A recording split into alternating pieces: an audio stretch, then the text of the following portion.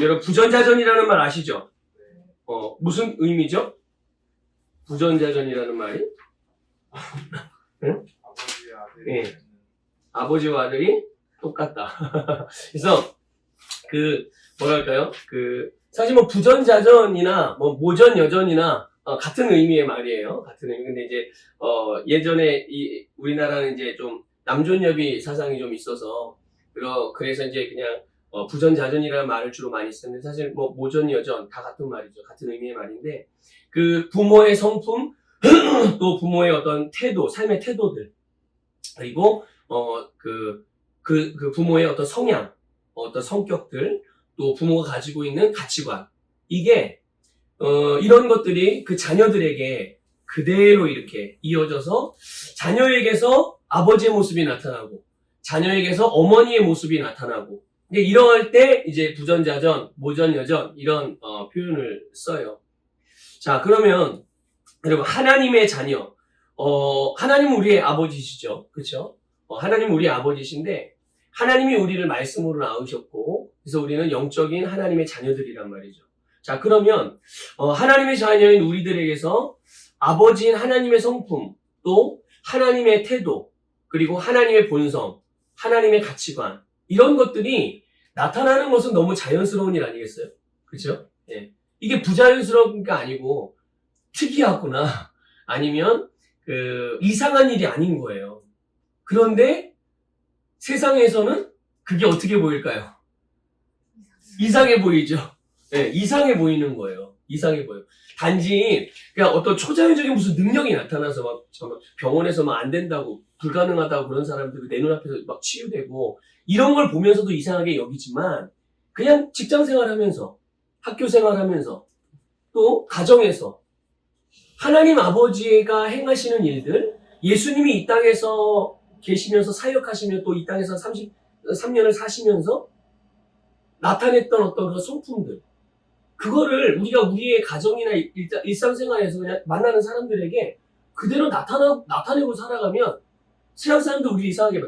아마 이나는 그걸 더 많이 느꼈을지도 몰라. 지금 약국에서. 그치?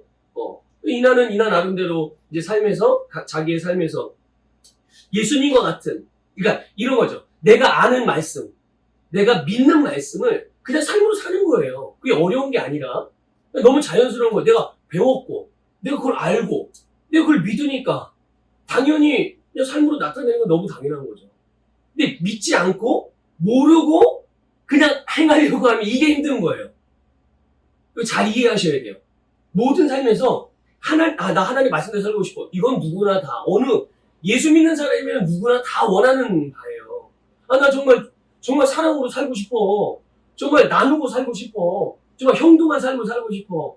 이거는 누구나 어느 그리스도인들이 다 마찬가지예요. 그래서 나는 정말 하나님께 기쁨을 드리고 그렇게 살고 싶어. 근데 문제는 뭐냐면 그걸 내가 믿느냐는 거예요. 내가 정말 그거를 아냐는 거죠. 그게 뭘 의미하는 건지. 그러니까 하나님은 사랑이시고 우리는 사랑의 자녀이고 나는 하나님만 사랑하는 게 아니라 모든 사람을 사랑할 수 있는 사람이고 나는 사랑하며 살아가는 게 주님께서 나에게 살라고 하시고 마땅한 삶의 모습이지. 그래서 나도 사랑의 삶을 살아야지. 여기는 안단 말이죠, 머리로는. 이해해요. 우리가 한국 사람이니까 한국말 이해 못하는 거 말이 안 되죠. 그런데 삶으로 잘 안 살아서. 왜 그럴까요? 둘 중에 하나겠죠. 그러니까 이런 거예요. 그 말씀이 말하는 의미를 진짜 아냐, 모르느냐. 그쵸? 또 하나는 그 말씀을 정말 믿느냐, 안 믿느냐. 그러니까 내가 내 삶의 자리에서 하나님의 말씀을 믿기 때문에 내가 믿는 만큼 이렇게 나타내고 살 수가 있는 거예요. 그런데 내가 믿는 만큼 말씀을 나타내고 살아가는데 주변에서 나를 이상하게 봐. 어떻게 한 사람이네? 네? 아무리 막 약을 올려도 화를 안 내. 아무리 옆에 막 극적해도 끄떡을 안 해. 응? 그리고 맨날 얻어먹는 거야. 그러니까 내가 이 사람한테 맨날 얻어먹는데 예를 들면 이제 이나한테 맨날 얻어먹어. 그런데 이나가 한 번도 얼굴을 찡그린 적이 없어. 나보고 밥 한 번 사요. 내가 맨날 사는데 왜 한 번 안 사요? 이렇게 말한 적도 없어. 그냥 내가 사달라면 계속 사주는 거야. 응? 그럼 이런 사람들을 보고 세상 사람들은 정상으로 볼까요? 비정상으로 볼까요? 비정상으로 보는데 이게 나쁜 의미에서가 아니에요. 처음에는 색강력을 끼고도 볼 수가 있겠지만 그게 단순 일회성이거나 이벤트성이거나 그냥 한 번 하고 말 정도가 아니라 오랫동안 봤는데 계속 그런 삶을 그런 모습은 그 이나의 뭐가 되는 거예요? 그게 바로 이나의 인격인 거고 이나의 성품인 거고 이나의 삶에서 이 태도인 거예요. 그렇죠? 그러니까 그런 삶을 그러니까 보세요. 이게 하나님 아버지의 성품이며 하나님 아버지의 그런 그 태도며 행하는 일들이며 그게 우리의 삶에 나타나는 너무 자연스럽고 당연한 일인 거예요. 근데 우리도 언뜻 그러잖아요. 어느 누군가가 같은 믿음의 사람인데 어느 누군가에게 정말 기도도 너무 열심히 하고 신앙의 삶도 교회 안에서도 너무 아름다워. 신앙의 모습이. 그리고 삶에서도 세상에 말씀으로 자기의 삶을 막 다뤄가는 게 너무 탁월해. 그러면 우와 대단하다. 어떻게 저렇게 살 수가 있지. 근데 그게 사실은 그냥 정상적인 모습인 거예요. 오히려 그렇게 못 사는 게 그렇게 안 사는 게 이상한 거죠. 그러니까 우리 안에는 우리의 가치관 안에는 그게 이제 형성이 되어져 있어야 되는 거예요. 네. 그러니까 나의 아버지가 누구냐, 나를 낳으신 분이 누구냐, 그분이 내가 그분의 나를 낳으신 분의 DNA를 가지고 있고, 나를 낳으신 분의 성품을 가지고 있고, 나를 낳으신 분의 생명을 가지고 있기 때문에 당연히 내 삶에서 나를 낳으신 나의 부모의 그런 모든 것들이 나타나는 게 너무나도 당연하죠. 오늘 우리가 읽은 그 골로새서 1장 13절 말씀에 보면 하나님께서 우리를 흑암의 권세에서 건져내셨다고 했어요. 그러니까 흑암의 권세는 뭐냐면 우리가 죄로 말미암아 어둠의 영향력 속에 살아가는 거예요. 생명이 아닌 사망에 속한 거. 자, 우리를 죽게 만드는 거는 우리를 고통스럽게 만드는 거예요. 한번 물어봅시다.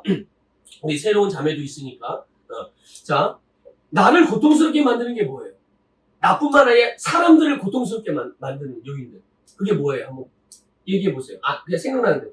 질병. 질병. 그렇죠. 질병도 우리를 괴롭게 만들고 고통스럽게 만들어요. 또 뭐가 있을까요? 부정적인 환경들. 캄캄한, 앞이 보이지 않는 가정 환경. 또 앞이 보이지 않는 세상의 환경.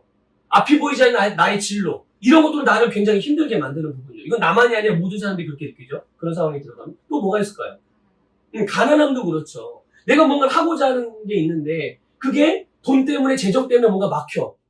번번이 그거에 제한을 받아서 그 안에서만 할 수 있는 걸 자꾸만 찾게 되는 거예요. 사실 내가 가지고 있는 잠재력은 더 큰데 이 재정적인 어떤 그 한계 속에서만 생각할 수밖에 없으니까 얼마나 답답해. 이런 사람들은. 아니 본인의 능력이 그 수준이면 그 잠재력 수준이 내가 가지고 있는 그런 재정의 수준 정도면은 이건 답답하지 않아. 근데 내 안에는 정말 너무 큰 잠재력이 있는데 그게 이 재정의 문턱이 자꾸만 막혀가지고 이게 뻗어나갈 수 없다는 걸 내가 알면 이건 미치고 팔짝길 노릇이죠. 또 뭐가 있을까요? 그치. 부정적인 감정들이죠. 부정적인 감정들로 인해서 내가 그동안 쌓아왔던 걸 한순간에 무너뜨려. 사람들 관계하는 신뢰의 관계도 무너뜨리고, 사회생활의 관계에서도 모든 걸, 가족 관계도 마찬가지고요. 그쵸? 이런 것들이 이제 우리를 괴롭게 만드는 거예요. 뭐 여러 가지 또 있겠죠. 여러 가지 상황들이. 자, 그러면 이게 우리를 괴롭고 고통스럽게 만드는 게 사망에 속한 것일까요? 생명에 속한 것일까요? 이건 당연히 사망에 속한 거예요. 그래서 모든 사람들은 이 사망의 저주라고 말하는 이 부정적인 영향력 아래에서 살고 있는 거예요. 이 영향을 계속 받잖아요. 근데 하나님이 우리가 지금 읽은 말씀에 보면 흑암의 권세가 바로 이런 거란 말이에요. 사망의 저주의 영향력 속에서 살아가는 거예요. 그래 너희는 어쩔 수 없이 그 영향을 받고 살 수밖에 없어. 이게 이제 마귀가 우리에게 가져다준 죄의 결과 아니겠어요. 그런데 하나님이 그랬던 우리들을 싹 건져서 어디로 옮기셨다고요? 네, 사랑의 아들의 나라. 사랑의 아들이 누구예요? 예수 그리스도랍니다. 예수님의 나라, 우리가 잘 아는 천국, 하나님의 나라로 우리를 옮겨 주실 게 아니라 옮겨 주셨다라고 말씀하고 있어요. 어떻게 이게 옮겨졌을까요? 우리 그냥 늘 그냥 믿음으로 고백할 수 있죠. 예수 그리스도를 믿음으로 우리가 영적으로 거듭났단 말이에요. 근데 거듭난 우리는 완전히 거듭나기 이전의 사람과 거들어 볼 때는 똑같아요. 겉으로 볼 때는 뭐 얼굴 생김새가 갑자기 성형수술이 되는 것도 아니고 예수 믿는다고. 내 지갑에 10,000원밖에 없었는데 지금 내가 예수 믿었다고 내 지갑에 10만 원이 10만 원을 뻥튀기 튀어서 그렇게 있는 것도 아니고. 내가 살던 집, 내가 지금 당장 예수를 믿었다고 내가 이전에 월세집에 살았는데 갑자기 자가집으로 옮겨지는 것도 아니고. 그냥 육신의 눈으로 볼 때는 아무것도 달라지는 게 없어요. 그런데 놀라운 거는 우리의 영 안에서는 정말 엄청난 지각 변동이 일어난 거죠.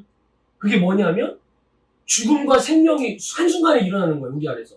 내 영이, 죽었던 내 영이 갑자기 살아나는 역사가 일어나서 하나님의 자녀로 태어나게 되는 거죠.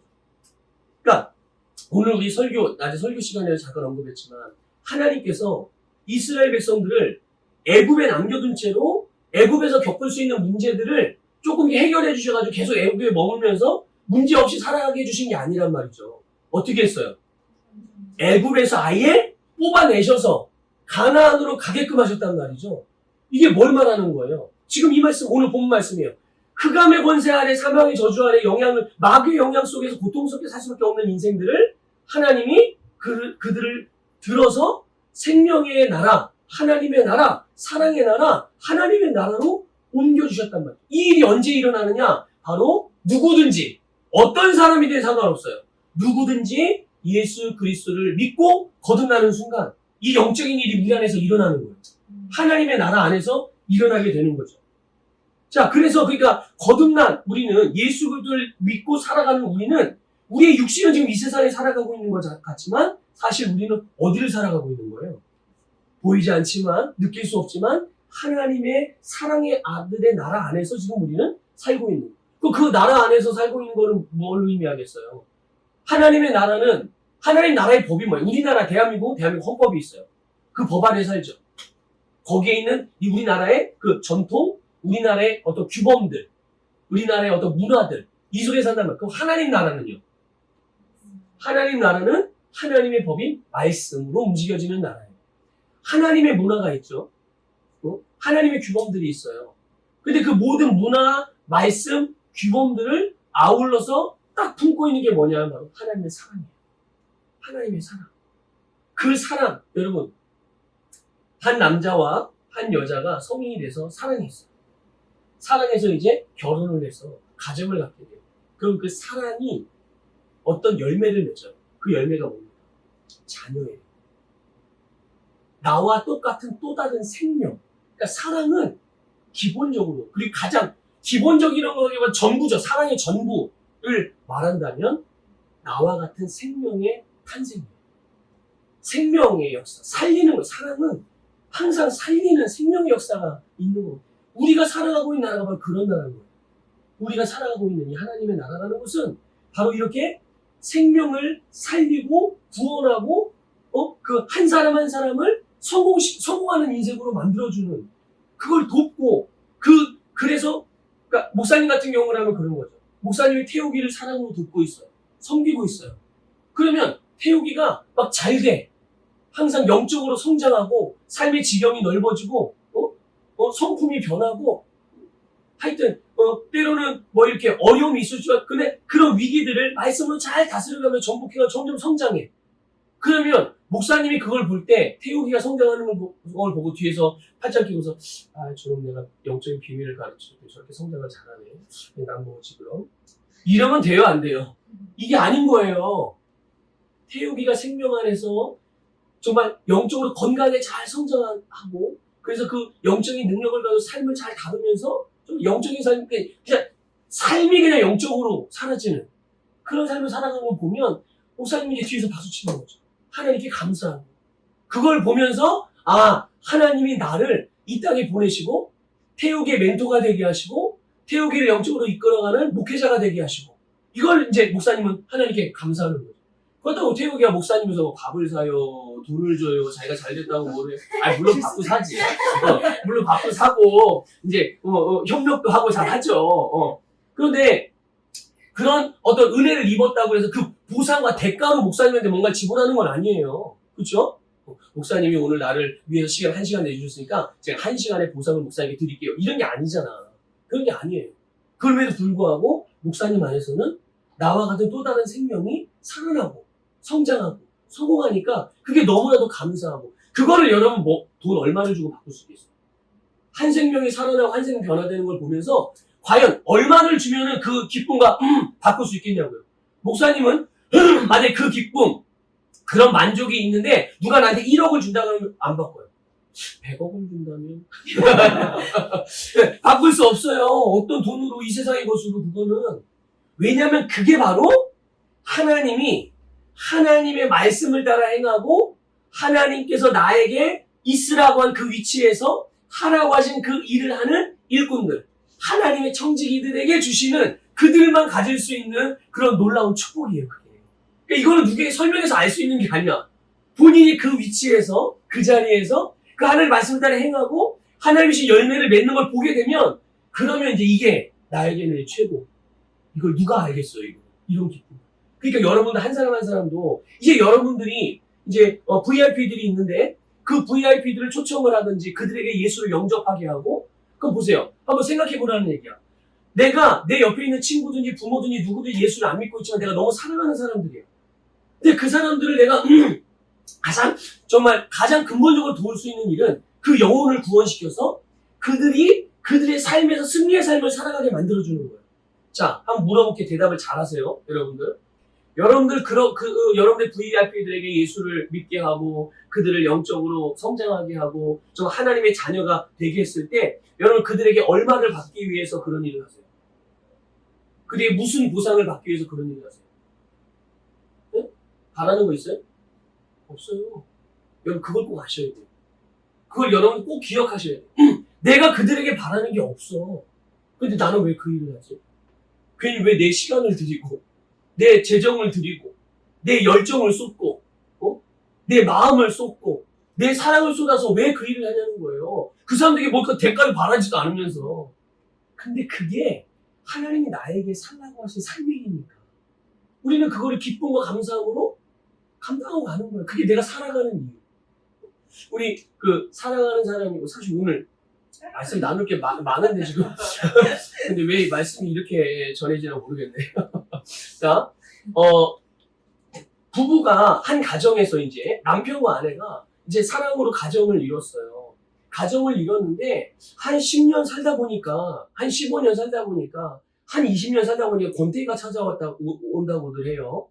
아직 저는 아직 권태기를 느껴본 적이 없어요. 앞으로도 아마 권태기는 없을 거예요, 우리에게는.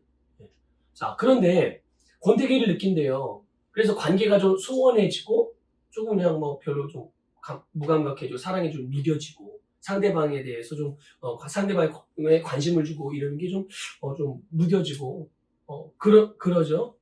그런데 그러면서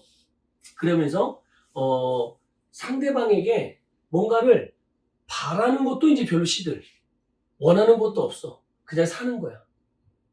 근데 왜 이런 일이 벌어질까요? 왜 이런 일이? 그러면서 이제 그동안 나는 자식을 위해 살았어. 그동안 나는 남편을 위해 살고 난 아내를 위해 살고 난 가정을 위해서 살았어. 그런데 이제는 나를 위해서 살 거야. 내가 지금까지 그렇게 살아봤더니 결국 나에게 남은 게 아무것도 없네. 나를 위해 살 거야.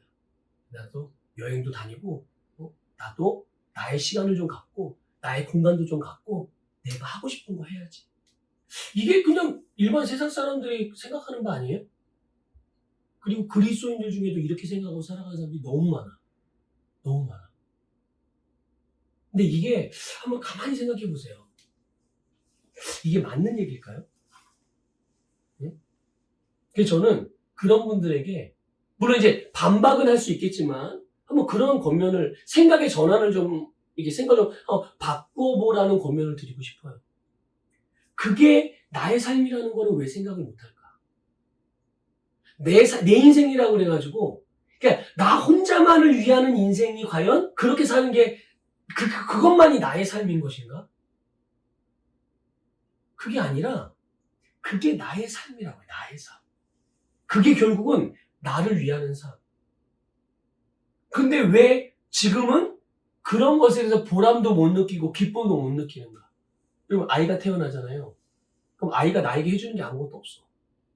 근데 먹을 걸 줘요. 이유식을 주고 우유를 주고 엄마 젖을 주고 그럼 아이가 그걸 너무 잘 먹어. 그냥 막 꿀떡꿀떡 받아 먹어. 그럼 그걸 보고 부모가 어떻게 해요? 그래서 그 아이를 보는 기쁨에 막 남편들이 퇴근도 일찍 하고 아빠들이 퇴근 일찍, 맞벌이 하는 엄마들도 막 퇴근 일찍, 그 아이의 그 빵긋빵긋 웃는 잘 먹는 그거 하나 보려고. 그게 낙인 거지. 그게 낙인 거예요. 내가 이 아이를 위해서 양육하고, 이 아이를 위해서 돈을 벌고, 이 아이를 위해서 막 분유를 사고, 이 아이를 위해서 막 이유식거리를 사서 주방에서 막 그걸 만들고, 이 아이를 위해서 막 장난감들 사러 막 마트를 돌아다니고, 그게 너무 기쁘고 즐거워. 그런데 왜 어느 시간이, 일정 시간이 지나면 그 기쁨, 그 감격, 이걸 왜 잃어버리냐는 거예요. 여전히 자녀를 위하고, 아내를 위하고, 남편을 위하고, 우리 가족을 위해서 살아가는 게 그게 내 삶이에요. 내 삶의 일부인 거야. 나를 위해서, 근데, 그러니까, 다른 사람을 위해서 하니까, 그럼 나만을 위해서 하는 게 내 인생인가? 여러분, 다른 거 생각 아무것도 안 하고, 나만을 위해서 하는 사람이 행복한 사람이 누가 있을까요? 여러분 행복할 것 같아요? 절대 그렇지 않아요. 결국은 그렇게 사는 사람들이 다시 돌아오게 됩니다. 다시 돌아오게 돼요. 그러니까 우리는 그러니까 나를 위하는 삶이 뭔가라고 했을 때 너무 세상적인 가치로 생각을 하는 거예요. 세상적인 기준으로. 세상은 우리를 책임져 주지 않아. 그리고 그렇게 딱 던져놓고 이게 바로 너를 위해서 살아. 이제 너의 행복을 찾아야 돼. 말해놓고 그 말한 사람이 나를 책임져 줘야 돼, 인생을? 그런데 왜 그들의 말에 나를 맡기냐고. 그게 맞는지 안 맞는지. 그게 진리인지 거짓인지 분별도 안 한 채 그래 맞아 그런 것 같아. 그래서 그냥 덥석 그렇게 살아가면서 혼자 막 여행 다니고 가족들이 있는데 그럼 가족은 뭐야 그러면? 가족은 어떻게 되는 거야? 버려지는 거잖아. 버려지는 거잖아.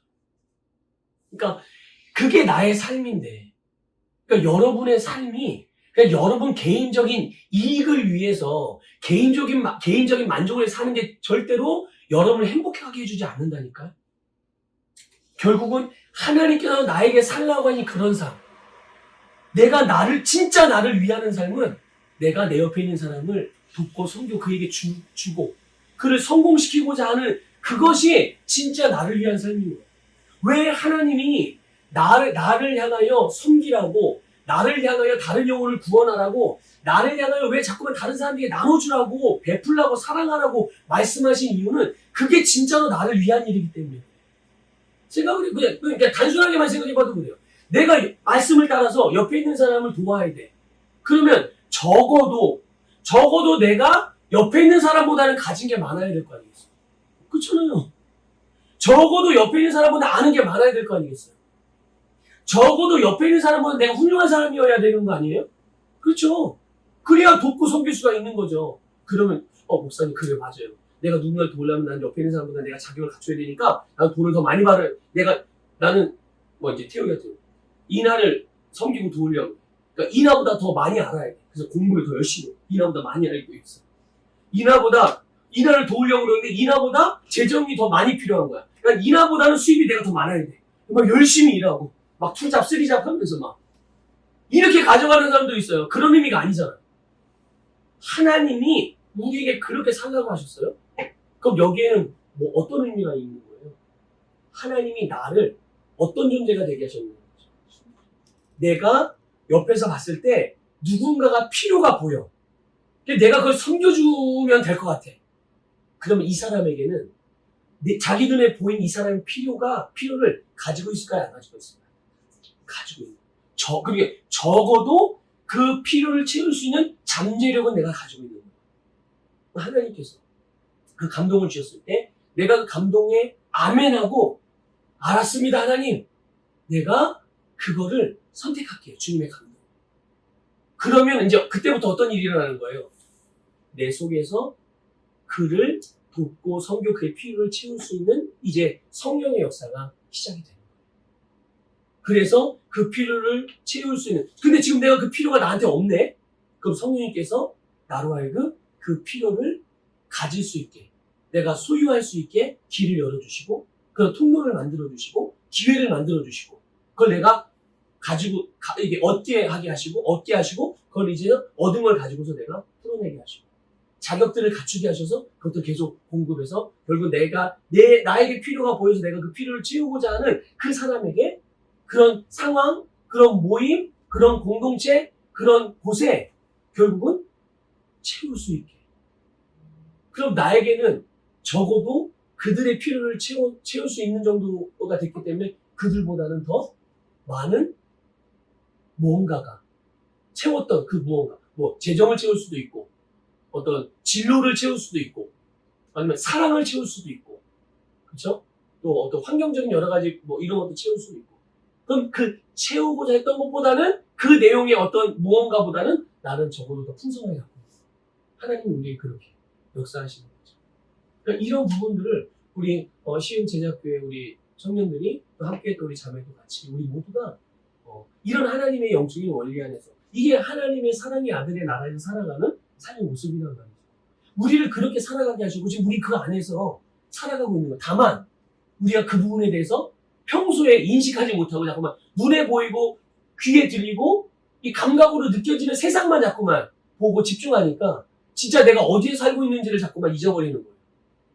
나는 지금 하나님의 사랑의 아들의 나라로 아들의 나라에서 살아가고 있는 거죠.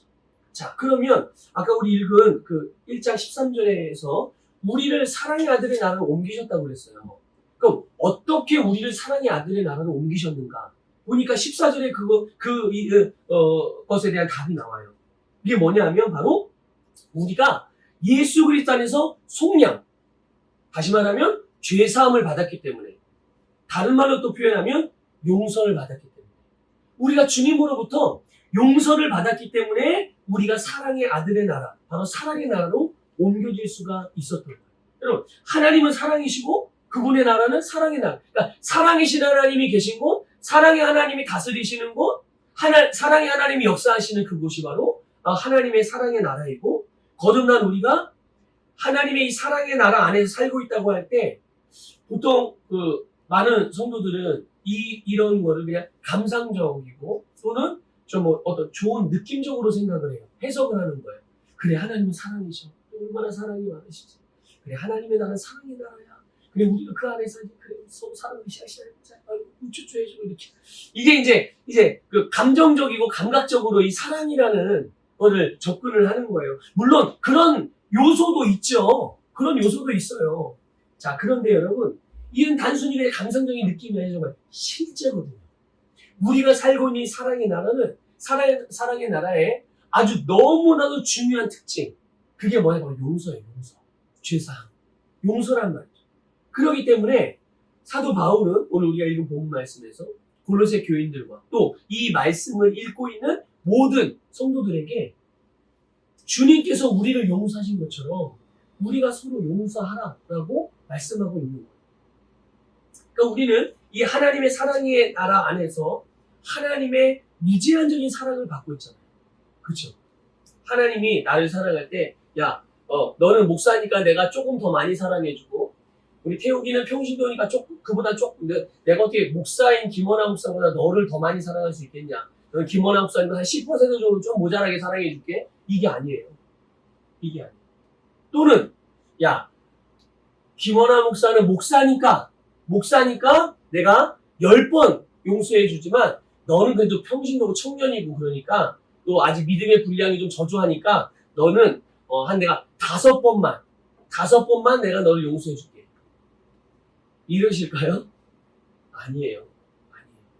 하나님의 사랑은 누구에게나 공평하고 또 누구에게나 똑같이 그리고 제한이 없이 사랑해 주시고 그 말을 다른 말로 말하면 제한이 없이 용서받고 살아가는 거예요. 우리 하나님의 제한 없는 용서 속에 살아가는 거예요. 자, 그렇다면 하나님이 그렇군요. 나를 용서하는 건 10번, 100번 정도가 아니라 정말 제한 없이 우리가 주님의 부르심을 받거나 우리가 주님의 나라로 갈 때 그 가기까지 우리가 범할 수 있는 실수나 나타날 수 있는 우리의 연약함이나 우리의 행할 수 있는 잘못들 이런 것들에 제한 없이 용서를 해주시는 내가 그런 용서를 받고 최후의 주님 앞에 서게 되는 우리 그런 사랑을 받고 있는데 자 그렇다면 우리는 하나님의 사랑의 자녀잖아요. 하나님이 우리 아버지시고 우리 아버지의 DNA를 갖고 있고, 그럼 우리가 이 하나님의 사랑의 자녀로서 우리의 용서는 이 하나님과 같이 잘 이렇게 행해지고 있느냐? 이거 이제 우리 스스로 한번 물어봐야 됩니다. 우리 자신에게. 너의 아버지가 하나님인데 비너 목사야.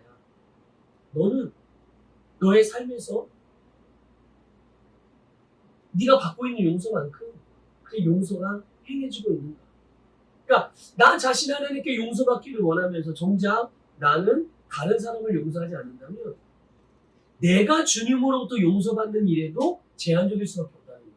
하나님이 제한적으로 용서하실 수밖에 없는 존재이기 때문에 그런 게 아니라 내 스스로가 하나님께 용서받을 수 있는 길을 막게 되는 거예요. 한계를 두고 있는 거예요. 선을 긋고 있는 거예요. 그러니까 근데 여러분, 이 하나님 앞에서 내가 이 땅에서 용서하지 않으면 단순히 내가 용서받는 일에만 제한을 받는 게 아니라 우리의 기도에 응답받는 일에도, 주님과 영적인 교제하는 일에도, 그러니까 영적으로 살아가는 우리의 삶의 모든 분야에서 다 제한을 받게 됩니다. 이게 하나님 말씀이 우리에게 용서와 관련된 주제 안에서 말씀하고 있는 말이에요. 왜냐? 왜 그렇게 되느냐? 여러분, 용서하지 않는 것은 마귀에게서 우리의 삶의 문을 열어주는 거거든요. 마귀를 향해서. 마귀를 향해서 우리의 삶의 문을 열어주는 거예요? 그럼 마귀에게 우리의 문을 열어주면, 그러니까 마귀는 하나님의 자녀들의 삶에 강제로 문을 뚫고 들어올 수는 없어요. 세상 사람들에게는 그럴 수 있어요.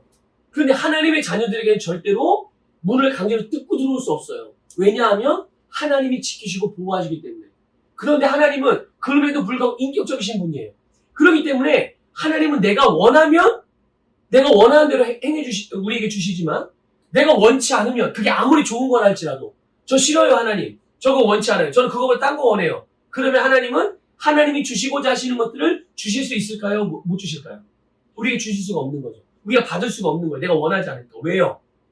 하나님이 강제로 우리 입을 벌려서 막 숟가락을 떠서 먹이지 않으신다니까요. 하나님은 그게 하나님이에요. 하나님은 인격적이신 분이기 때문에 그래요. 그래서 우리가 하나님을 닮아서 우리가 때로는 안 그랬으면 좋겠지만 A라는 게 있고 B라는 게 있는데 A는 축복이고 B는 저주야. 네? 그런데 때로는 우리가 저주를 선택해도 하나님께서 너 그거 저주니까 강제로 내가 붙잡은 저주를 붙잡아서 손을 꽉 잡아서 막 아프게 해가지고 이걸 이렇게 놓게 해서 이거 아니야, 일로 와! 이렇게 하시는 분이 아니에요. 이렇게 하는 거예요. 그러니까 우리는 하나님이 그냥 아예 그냥 나쁜 걸 선택하지 않게 해주시면 돼요. 여러분, AI처럼 살아가고 싶으세요? AI처럼? 네? 그렇게 살아가고 싶으세요? 프로그래밍된 내 의지도 없고 내 감정도 없고 나의 자유의지도 없이 그냥 그렇게 그냥 조종받는 로봇처럼 그렇게 여러분들 살아가고 싶으세요? 하나님은 우리를 그렇게 만들지 않아요. 하나님이 그런 분이 아니니까. 여러분, 하나님이 우리를 지을 때 하나님의 형상과 모양으로 지음받았잖아요. 그러니까 하나님이 그런 분이 아니기 때문에 우리가 그런 삶을 살 수가 없는, 우리 그런 존재가 아닌 거예요. 네. 그러니까 우리가 마귀에게 문을 열어주는 순간 마귀는 우리에게 들어올 수 있는 여지가 생기는 거예요. 길이 생기는 거예요. 그러니까 마귀에게 문을 열어줬다는 거는 또 다른 의미로 말하면 마귀가 내 인생에 들어와서 내 삶에 영향을 주는 것에 내가 동의해 주는 거예요. 이런 어리석고 이런 불행한 일이 생기면 되겠어요? 그런데 용서하지 않는 마음이 결국은 그런 일이라는 거예요. 그러니까 우리가 연수야, 너 마귀에게 문을 열어주고 싶어? 미친 소리지 이건. 목사님이 왜 성도한테 마귀에게 문을 열어주냐 마냐 그런 걸 뭐 당연한 거를, 그쵸? 당연히 안 그렇죠. 근데 내가 마귀다 이렇게 얘기하면 당연히 내가 문을 걸어 잠글 거예요. 근데 마귀는 절대로 내가 마귀다 이러고 오지 않는다니까요. 이렇게 용서하지 않는 마음과 같이 이게 마귀하고는 전혀 상관이 없는 것처럼 보이잖아요. 근데 용서하지 않는 마음 그 자체가 바로 마귀에게 문을 열어주는 거예요. 그러니까 마귀에게 문을 열어주고 싶습니까? 이렇게 물어보면은 당연히 아니요라고 대답을 하겠지만, 자, 용서하지 않는 마음을 갖고 계십니까? 라고 물어보면 대답을 잘 못한단 말이에요. 왜냐하면 내가 지금 용서하지 않고 있거든. 근데 그게 마귀에게 문을 열어준다는 것인 거를 잘 모르는 거예요. 근데 하나님의 말씀을 가만히 보게 되면 하나님에게서 나오지 않은 것들은 결국은 그게 마귀가 좋아하고 기뻐하는 일들이고 우리가 그 일들에게 협력을 하면 결국은 거기에서 문제가 우리의 인생에서 마귀가 주는 어둠의 영향력을 받게 되는 거죠. 내가 굳이 그럴 필요가 없는 새로운 피조물로 새롭게 거듭났음에도 불구하고 그럴 이유, 그럴 법적인 근거도 없는데 그럼에도 불구하고 우리가 그런 위치로 전락할 수가 있다는 거예요. 여러분 그래서 이 하나님의 본성, 하나님의 성품을 여러 가지로 표현할 수 있겠지만 그 중에 하나가 바로 용서예요. 여러분 마태복음에서 주님께서 우리 주기도문 다 아시죠? 주기도문의 기도 내용 중에 우리가 늘 고백하는 우리가 우리에게 죄 지은 죄를 사해 준 것 같이 우리의 죄를 사하여 주시옵고 여러분 주기도문 할 때 아시잖아요. 근데 그 주기도문 내가 그 암송하고 그렇게 하나님께 기도할 때 그 부분을 한 번 더 깊이 생각해보고 기도해 보신 적 있으세요? 내가 나에게 죄 지은 사람을 용서해 준 것처럼 나를 용서해 주세요. 이렇게 기도하는 거거든요. 그런데 기도는 그렇게 했는데 실제로 나는 내 삶에서 다른 사람을 용서해 주지 않아. 그러면 용서해 주지 않으면서 하나님 내가 다른 사람 나에게 죄 지었고 나에게 잘못한 자 나에게 마음에 상처 준 사람 그 사람을 용서해 준 것처럼 저를 용서해 주세요 하고 간절하게 기도했어요. 근데 하나님이 물으시네. 뭐라고 물으셔요? 네가 언제 용서했냐? 네가 용서해 준 것처럼 내가 널 용서해 주라며. 나는 너에게서 네가 너에게 잘못한 사람을 용서해 준 걸 찾을 수가 없어. 보지를 못했어. 그럼 어떤 일이 벌어지냐? 그 다음이 안 되는 거예요. 주님으로부터 용서받는 일이 일어날 수가 없는 거예요. 왜냐하면 하나님이 그 근거를 못 보니까. 하나님이 역사하실 수 있는 믿음을 볼 수가 없는 거예요. 말씀을 따라 행함을 볼 수가 없는 거예요. 그러니까 하나님이 하실 수가 없어서가 아니라 하지 못하시는 거죠. 똑같은 말인가? 네. 하나님이 그럴 수 있는 능력이 없어서가 아니라 하나님이 그렇게 행하실 수가 있는 근거가 없는 거예요. 하나님은 언제나 우리에게 믿음을 따라 역사하시잖아요. 믿음을 따라. 네. 믿음 뭘 믿는 거예요? 믿음이라는 건 뭘 믿어요? 자기 확신? 아니면 인간적인 확신, 신념? 아니요. 주님의 말씀, 예수 그리스도, 하나님의 성품. 우리가 그걸 믿는 거죠. 근데 그 믿음을 하나님이 보실 수가 없으니, 주님이 보실 수가 없으니 하나님 우리의 삶에서 역사하실 수 없는데 오늘 말씀 주제와 연결해서 보면 바로 용서가 우리에게서 일어나는데 제한을 받게 되는 거예요. 그 마가복음 11장 보면요. 그 우리 개역 개정 성경에는 마가복음 11장 25절이 있고 26절이 없음으로 돼 있어요. 근데 한글 킹제임스 성경에는 26절이 있습니다. 한글 킹제임스 성경에는. 근데 이제 없음이라고 해놓고 각주를 달아놨어요. 우리 개역 개정 성경에는.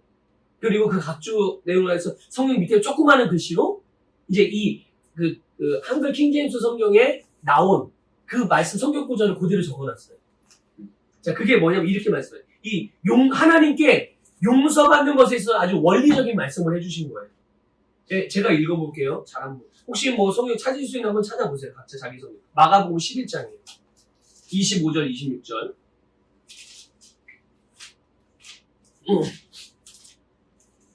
26절 없죠? 근데 없음인데 밑에 각주 달아놨죠? 예. 제가 읽어볼게요. 여러분이 가지고 있는 성경을 비교하면서 읽어보세요. 너희가 서서 기도할 때에 만일 어떤 사람과 적대 관계에 있다면 그를 용서하라. 그러면 하늘에 계신 너희 아버지께서 너희 죄들을 용서하시리라. 이게 이제 25절이에요. 26절이 이렇게 돼 있어요. 그러나 만일 너희가 용서하지 아니하면 하늘에 계신 너희 아버지께서도 너희 죄들을 용서하지 아니하시리라고 하시더라. 아멘. 보세요. 보면 결국 용서는 나와 하나님과의 관계 안에서만 일어나는 일이 아니라 어디와에서도 일어나야 되는 일이에요.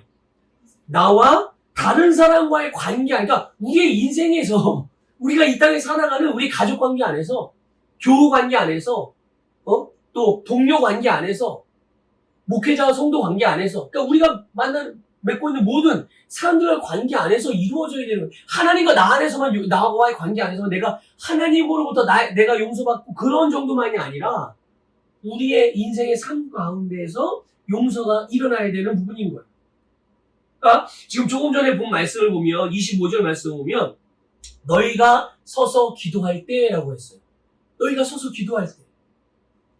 자, 용서는 이 사랑의 나라의 특징이기도 하지만 우리가 기도 응답을 받는 일에 있어서 필수적인 것이라는 걸 알아야 돼요. 그러니까 주님께서 가르쳐 주신 기도 역시도 응답받는 기도의 원리 중에 중요한 부분이 바로 뭐냐? 용서라는 것을 말씀하고 있어요. 너희가 서서 기도할 때. 서서 기도할 때 무슨 기도를 말하는 거예요? 이거는 일반적인 기도, 너희들이 하는 기도를 말하는 거예요. 그게 단순히 용서를 위한 기도만이 아니라 우리가 하는 모든 기도의 내용을 다 포함하고 있는 표현이란 말이죠. 그러니까 너희가 어떤 내용으로 기도하든 그 기도의 거리가 뭔지가, 기도 제목이 뭐든 간에 그 서서 기도할 때 내가 누군가의 관계가 불편해서 내 감정적으로 어려움이 있고 누군가를 미워한다든지 용서하지 않는 마음이 있다든지 관계가 틀어졌다든지 그러면 어떻게 해야 되는 거예요?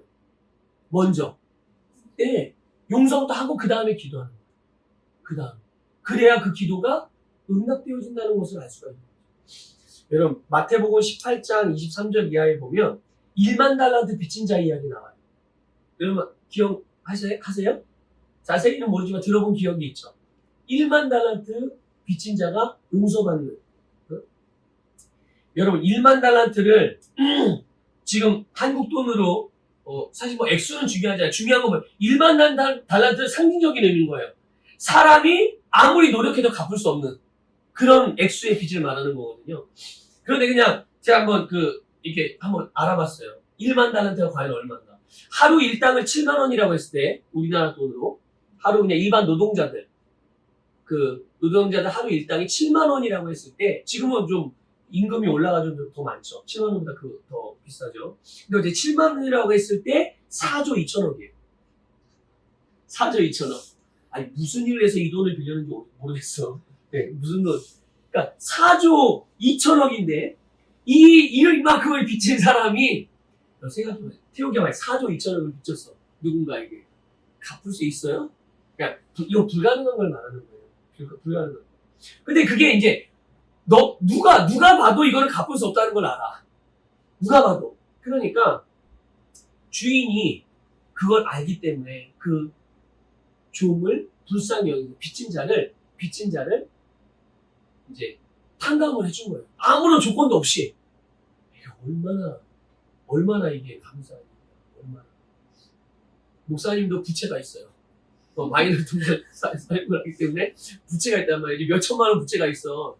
근데 누가 그걸 탕감을 해줬어. 그러면 야 목사님은 진짜 막 이 천장에 머리가 닿을 정도로 막 점핑을 하면서 막 너무 기뻐할 것 같아요. 자 그런데 4조 2천억이야. 4조 2천억. 이게 말이 되냐고. 자 그런데 이 사람이 자기는 4조 2천억을 빚을 졌음에도 불구하고 다른 사람에게 100데나리온을 빚을 줬네. 네. 누군가가 100데나리온을 이 사람에게 빚을 진 거예요. 100데나리온이라면은 하루 일당일 때 1데나리온이야. 한 데나리온. 7만 원이라고 예를 들어보세요. 그럼 얼마야? 700만 원. 그러니까 700만 원만 생각하면 되게 큰 돈이잖아. 그쵸? 근데 4조 2천억을 생각해봐. 4조 2천억에다가 7만 원을 대면 이거는 진짜 눈곱만큼도 안 되는 거야. 그런데 이 700만 원 빚진 사람의 멱살을 잡고 돈을 갚으라는 거죠. 근데 이 사람이 안 갚겠다는 게 아니야. 이거는 조금만 노력하면 갚을 수 있잖아요. 1년, 2년만 열심히 돈 벌어가지고 하면 어떻게든 갚을 수 있어요. 그런데 그걸 지금 당장 못 갚는다고 이 사람은 감옥에다 가뒀어. 그리고 어떻게든 내가 네 자식, 네 부인 다 종으로 팔아가지고 그 돈으로 내가 하여튼 너 그렇게까지라도 안 갚으면 너는 그때까지 감옥에서 못 나와. 왜 감옥에다가 가두려고 그러는 거야. 자, 그런데 이 이야기를 이 10,000달란트를 탕감해준 주인이 들었네. 어떻게 했죠? 그래서 그냥 꾸짖기만 한 게 아니에요. 죽였어? 아니요. 죽이지 않았어. 죽이지 않았어. 감옥에다가 가둔 다음에 언제까지 가두느냐? 그 빚을 다 갚을 때까지. 4조 2천억 다 갚을 때까지. 그러면 이거 나오는 거야? 못 나오는 거야? 가끔 뉴스에 보면 미국에서 어떤 아주 흉악범 범죄자들에 대하여 그 형을 내릴 때 종신형이에요. 사형은 아니야. 종신형인데 2천 몇백 년, 3천 몇백 년 이걸 실형을 내리는 걸 봐요. 그러면 저 웃음밖에 안 나오지. 사형은 아닌 거야. 종신형이지. 종신형인 거예요. 그것처럼 죽을 때까지 못 갚는 거야. 근데 감옥에 그냥 갇혀서 사는 거죠. 그걸 다 갚을 때까지 못 나온다는 거예요. 자, 여러분, 이 비유가 의미하는 바가 뭡니까? 우리가 하나님께 사랑의 빚을 줬어. 누구나 빚을 안 진 사람이 없어. 하나님께 누구나 다 사랑의 빚을 줬어. 그런데 그 사랑의 빚을 여러분 우리가 이 세상 살면서 갚을 수 있어요? 못 갚아요? 이거는 백날 내 생명을 어디 저기 아랍권에 가가지고 이슬람권에 가가지고 내 생명을 가지고 순교의 생명으로 바쳐도 거기서 내가 총 맞고 그들이 휘두르는 칼에 이거 그냥 목이 댕강해가지고 그런 처형을 당하는 그런 순교를 당해도 이 빚은 우리가 갚을 수가 없는 거예요. 하나님께서 우리에게 이 빚을 갚을 수가 없어요. 여러분, 우리의 죄 본성이 제거됐잖아요. 그렇죠? 원죄가 사함받았잖아요. 그리고 그것만이 아니라 우리가 이 땅에서 살아가면서 범할 수 있는 그런 자범죄까지도 우리는 주님의 나라에 가기 전까지 지속적으로 끊임없이 용서를 받게 되잖아요. 그렇죠? 이게 사랑의 하나님이 우리에게 베푸시는 사랑의 용서거든요. 용서예요. 자, 그렇다면 그 사랑의 자녀들인 우리들은 어떻게 해야 되겠어요? 여러분, 하나님께서 우리의 삶에서 하나님의 뜻대로 내 삶에서 역사하실 수 있도록 그 길을 열어드려야 되지 않겠냐고. 마귀에게 열어주는 게 아니라 하나님에게 우리의 삶의 이 문을 열어드려야죠. 그 길을 여는 게 뭐냐? 바로 용서라는 거예요. 반대로 마귀에게 문을 열어주는 것은 용서하지 않는 마음이죠. 여러분, 그래서 우리가 용서하기가 힘들 때, 이게 용서하기 쉽다는 게 아니에요. 용서하기가 정말 어려워하는 사람들이 있어요. 그럴 때마다 우리가 하나님 앞에서 그분의 사랑과 용서로서 내가 속량받았다는 사실을 기억할 필요가 있어요. 내가 하나님으로부터 속량받았지. 마태복음 18장 35절, 아까 제가 잠깐 비유로 말씀드렸던 이 1만 달란트 탕감받은 이 빚쟁이에 대한 비유를 말씀드렸잖아요. 이 말씀에 대한 결론, 그 말씀에 대한 결론을 예수님이 말씀하셨어요. 뭐라고 말씀하셨어요? 이렇게 말씀하셨어요. 너희가 각각 마음으로부터 형제를 용서하지 아니하면 나의 하늘 아버지께서도 너희에게 이와 같이 하시고. 이게 무슨 말이에요? 너희에게 이와 같이 하시고. 너희가 마음으로부터 너에게 잘못하고 너희 마음을 아프게 하고 너희들에게 해를 끼쳤다는 사람이라 할지라도 그들을 너희가 마음으로부터 용서하지 않으면 하나님도 너희에게 그렇게 하시겠다는 거예요. 네? 여러분, 주님이 우리에게 하늘과 땅의 모든 것을 주셨고 우리로 해서 이 땅에서 풀면, 어디에서 풀면요? 우리가 살아가는 이 땅에서 내가 풀면 어디에서도 풀려요? 하늘에서도 풀려요. 우리가 이 땅에서 묶으면 하늘에서도 묶인다고 말씀하셨어요. 그런데 주님께서 주신 이 땅에서 묶고 푸는, 그리고 하늘에서도 묶고 풀 수 있는 이 권세가 우리의 삶의 실제적인 능력으로 나타나게 되는 것은 우리가 주님의 뜻을 따라서 행할 때, 다른 말로 표현하면 말씀 안에서 행할 때 그 능력이 실제로 나타나게 되는 거예요. 열매를 볼 수 있게 되는 거죠. 자, 그런 의미에서 보면 우리가 다른 사람을 용서하게 될 때 그 사람의 죄, 그 사람의 잘못으로 인해서 겪게 될 수 있는 고통으로부터 그를 자유하게 해준다는 걸 알아요. 자, 잘 보세요. 내가 연수에게 뭔가를 잘못을 했어요. 연수가 그것 때문에 굉장히 마음이 아파했어. 너무 괴로워. 근데 그 순간 어떤 일이 일어나는 줄 아십니까? 눈에 보이지 않지만 내가 누군가에게 잘못을 하고 누군가에게 마음을 아프게 하고 상처를 주면 그 사람은 영적으로 묶이게 돼요. 그래서 그때부터 죄에 대하여 다스림을 받게 됩니다. 죄의 종이 되는 거예요. 마귀의 종이 되는 거예요. 근데 그거를 영적으로 알고 있는 사람은, 만약에 연수가 그걸 알고 있다면 연수는 그러면 아마 조금 더 그 사람을 용서하는 거가 좀 더 자유로울 수 있어요. 비록 피해는 연수가 보고 마음의 상처도 연수가 받았지만 그 순간 나는 어떻게 된다고요? 영적으로 묶이고 죄의 종이 되어버리는 거거든요. 마귀에게 사로잡히게 되는 거예요. 그럼 이거를 푸는 열쇠는 누가 갖고 있는 거예요? 내가? 아니에요. 연수가 갖고 있는 거예요.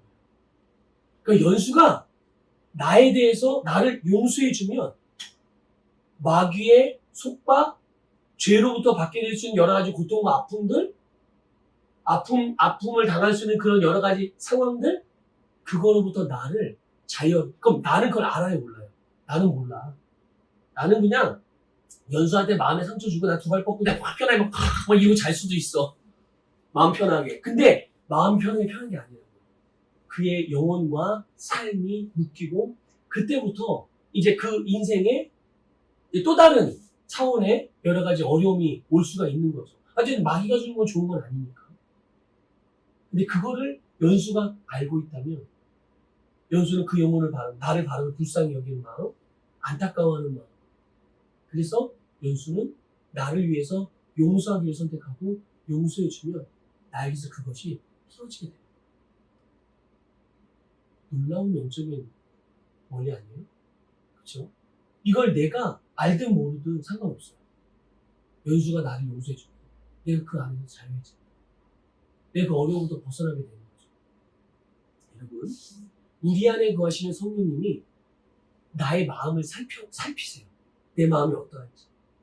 그러니까 우리가 하나님 앞에 예배드리거나 우리 하나님께 기도하거나 그거에 앞서 우리의 마음 가운데 용서하지 않는 마음이 있다면 그 예배를 드리고 그 기도하는 우리에 대하여 주님께서는 우리를 용서하실 수가 없는 거예요. 우리의 기도에 응답하실 수가 없는 거죠. 그러니까 주님으로부터 용서가 이루어지지 않는다면 당연히 그분과의 영적인 교제가 어떻게 될까요? 막히게 돼요. 막히게 돼요. 그렇기 때문에 우리는 말씀 따라서 용서해야 돼요. 얼마나 용서해야 될까요? 몇 번이나. 그걸 베드로가 물어봤죠, 예수님에게. 몇 번이나? 그래서 베드로는 그래도 나름대로 자신감 있게 70번 정도면은 주님 70번 한 사람에게 한 가지 죄를 가지고 70번 정도 용서하면 그 정도면 뭐 대단한 거 아니에요? 그쵸? 사람의 기준으로 그만큼만 해도 엄청나게 대단한. 근데 예수님이 뭐라고 말씀하셨죠? 70번씩 7번이라도. 이 말은 뭐예요? 그러니까 숫자로 횟수를 말하는 게 아니라 그러니까 주님의 본성대로 무제한적으로 너희가 아가페 사랑을 갖고 있지 않냐? 하나님이 너에게 주신 사랑이 아가페 사랑 아니야? 너희는 그 사랑을 갖고 있으니까 그 사랑으로 그 사랑을 행할 수 있어. 조건 없이 무조건적으로 용서해주고 사랑해줄 수 있어. 그러니까 그렇게 하라는 거죠. 제한 없이 용서해. 그러니까 나에게 잘못하고 나를 불편하게 했던 사람이 얼마나 습관적으로 나에게 잘못을 저지르든 그 사람이 자기 잘못을 뉘우치냐 뉘우치지 않냐 그거 상관하지 말고 내가 할 일은 하나님의 자녀, 사랑의 아들인 우리, 사랑의 딸인 우리, 사랑의 아들의 나라의 백성인 우리가 할 일은 그 사람을 계속 용서해 주는 거예요. 그 사람이 나에게 용서를 구하고 안 구하고는 상관없어요. 그러지 않아도 내가 먼저 용서하는 것이 중요해요. 그게 우리에게 말씀하시는 거예요. 그러니까 우리에게 잘못한 사람, 나에게 해를 끼친 사람은 근본적으로 마귀에게 불의의 도구로 쓰임받고 있는 거잖아요. 이게 얼마나 마귀에게 이용당하고 있으니 얼마나 안타깝고 불쌍한 일인 거예요. 그런데 아까 말한 대로 우리가 그 사람을 용서해 줄 때 그를 마귀의 속박으로부터 풀어주게 되는 일들이 일어나는 거예요. 그리고 그런 반면에 동시에 그들의 생명을 풀어주게 되는 거고 하나님께서 그들에게 베푸시는 은혜의 문을 열어주는 거예요. 그러니까 우리가 용서하면 하나님의 은혜가 그들에게 들어갈 수 있는, 그러니까 그 은혜를 그들이 알고 받아들이면 더 좋지만, 그런데 만약에 그 통로가 아예 막혀져 있으면 그 은혜를 받을 수 있는 길이 없는 거잖아요. 근데 적어도 우리가 용서의 그 문이 열려지게 되는 거고, 그 안에서 하나님이 그들에게 은혜를 내려주실 때, 그들이 그 은혜에 대해서 감사할 줄 알기 시작하고, 믿음으로 받아들이기 시작만 하면, 그들에게는 정말 생명의 역사, 구원의 역사가 일어나게 되는 거죠.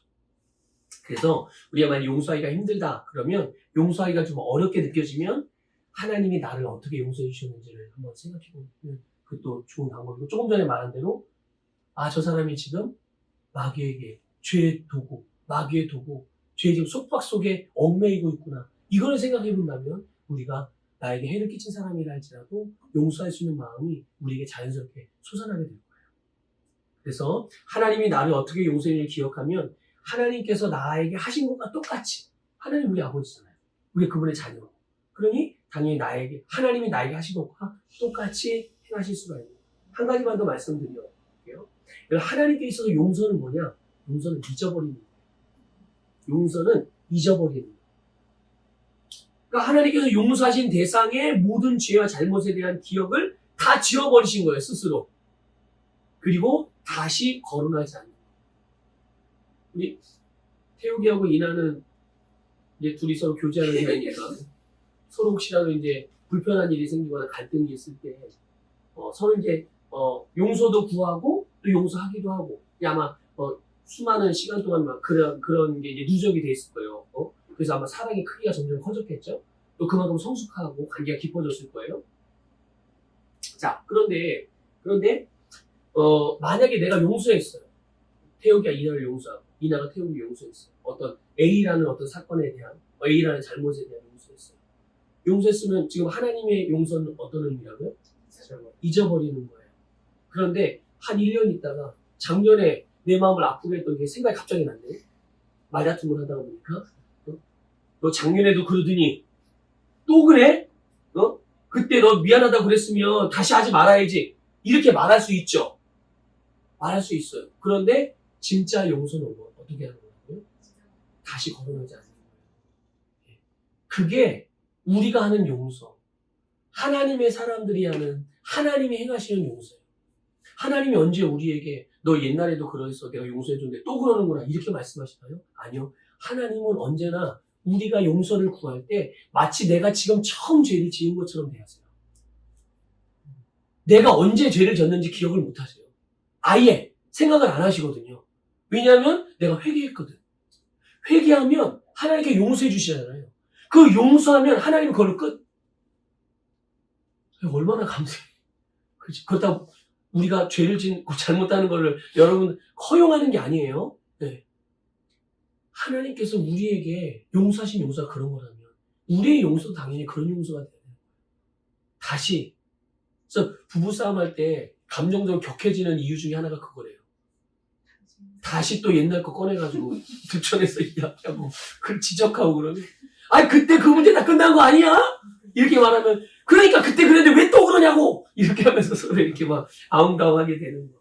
여러분 용서하시고 용서했다면 잊어버리셔야 돼요. 그러니까 그 생각을 내가 갖고 있으니까 여러분 계속 그 생각을 내가 가슴 아팠던 거 용서했다고 하면서 계속 그거를 떠올리면 그때 당한 아픔과 그때 당한 슬픔, 그때 당한 상처를 계속 떠올리게 되면 그 사람은 계속 그 고통 속에 살고 있는 거예요.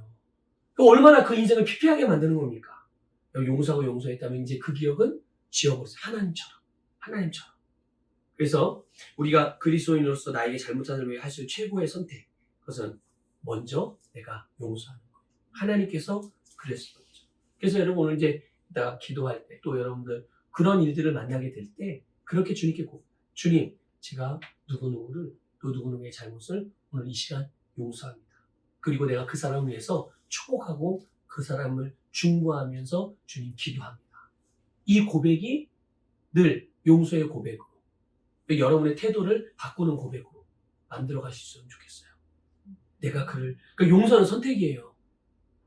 내가 감정 용서하는 마음이 들면 하고 느낌이 그런 느낌이 안 들면 안 하는 게 아니에요. 우리의 감정은 내가 컨트롤할 수 있어요. 내가 선택하면 감정은 따라와요. 근데 대부분의 사람은 내가 어떤 걸 느끼면 내 행동이 따라간다고 생각해요. 물론 그럴 수도 있죠. 근데 우선적인 거는 뭐냐면 내가 뭔가를 선택하면 거기에 따르는 감정이 함께 따라오는 거예요. 이게 우리가 이제 하나님이 주시는 우리의 능력을 가지고 내 감정을 다스리는 거예요. 우리에게는 감정을 다스리는 능력이 있거든요. 그러니까 여러분의 감정을 여러분의 믿음의 선택을 가지고 여러분의 감정을 자유자재로 자유롭게 다스릴 수 있으셔야 돼요. 그게 바로 내 입으로 먼저 시행하는 거예요. 고백하고 선포하는 거예요. 그러니까 이 용서의 문제에 있어서 내가 그를 용서합니다. 내 감정의 어떠함과 상관없이 내가 믿음으로 선포하는 거예요. 내 의지를 주님 앞에 내 의지를 표현하는 거죠. 주님, 제가 누구누구를 용서합니다. 지금부터 제가 용서하고 그를 축복하고 그를 위해서 중보합니다. 이렇게 해서 이렇게 함으로 여러분의 용서를 통해서 하나님과의 교제 문이 활짝 열리게 되고, 그리고 여러분이 드리는 예배며 예물이며 헌신이며 찬양이며 기도, 이 모든 것들이 정말 주님 앞에 제한 없이 다 받아들여줄 수 있는, 그리고 반대로는 마귀에게 열어줬던 분들을 다 걸어 잠그는 이런 역사들이 일어나게 되기를 주님의 이름으로 축복합니다.